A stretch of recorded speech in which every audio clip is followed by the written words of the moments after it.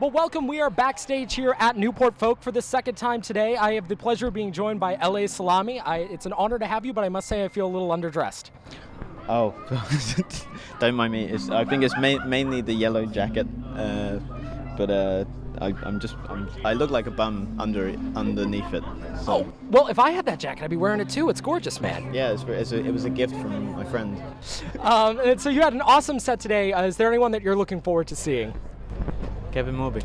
Of course. But I won't be able to see him because I got interviews. But I want to see Regina Spektor as well. The Big Thief were on at the same time as us, so I never made it to see them.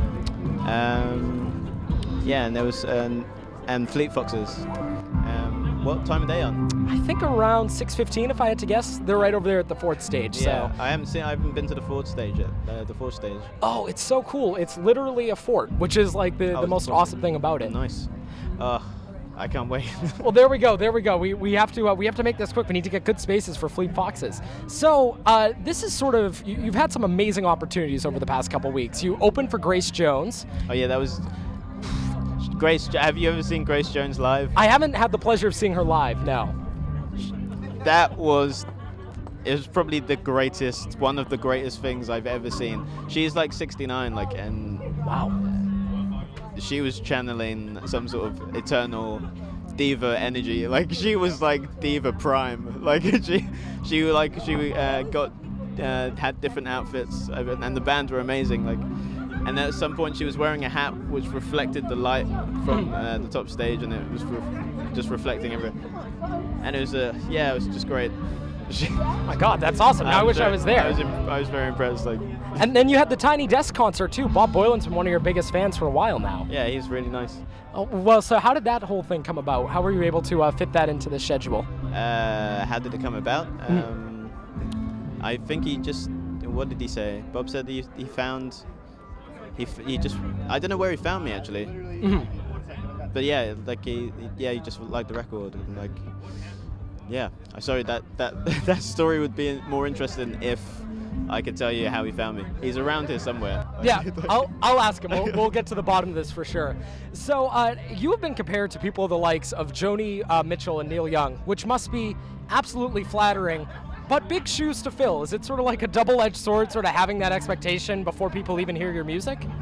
I don't really pay attention to it, because I think you should be always more interested in being yourself.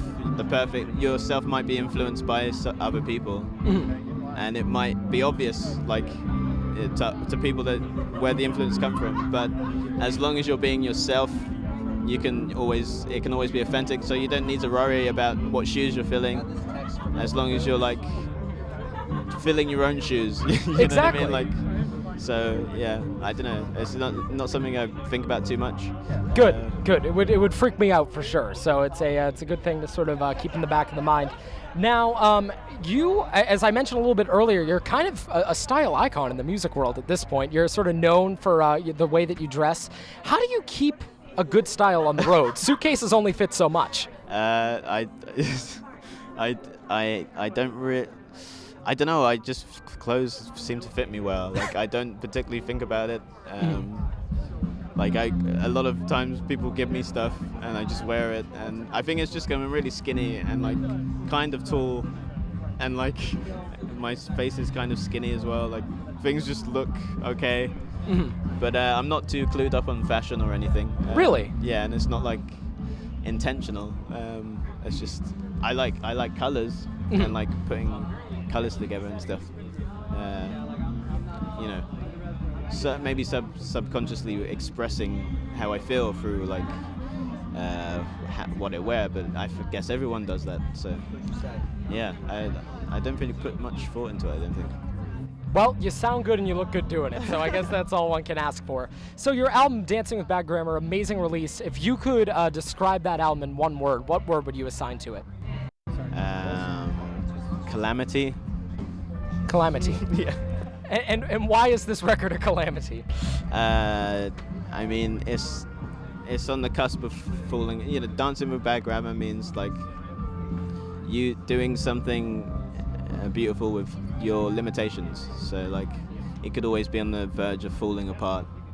But you know, some thread keeps it coherent. You know. Well, good. It's a very coherent record. And now I read somewhere that you don't think of yourself particularly as a musician. Oh, no. So what would it take for you to be able to think of yourself as a musician? Because I think that a lot of people think of you as a musician, and a damn talented one at that. Because I know very talented musicians, like people who really can play guitar and like really play piano, and like those guys are music, and like they know the mathematics of the thing, you know. I'd say I'm more of an artist or a poet that plays music. Because I just don't want to insult the word musician, you know. Because there are people out there who are musicians, you know what I mean? Like that's it.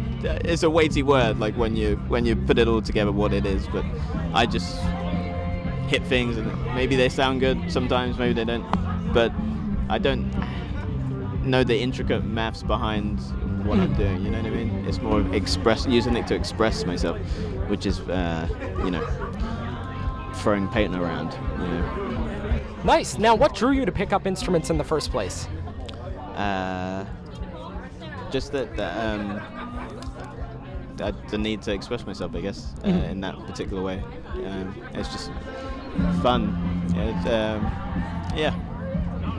Well, speaking of fun, I love the way that you describe your music, Postmodern Blues. I think that that's a sort of a great title. How did you arrive at the definition of Postmodern Blues? How did that sort of come about in your head as a way to describe your music?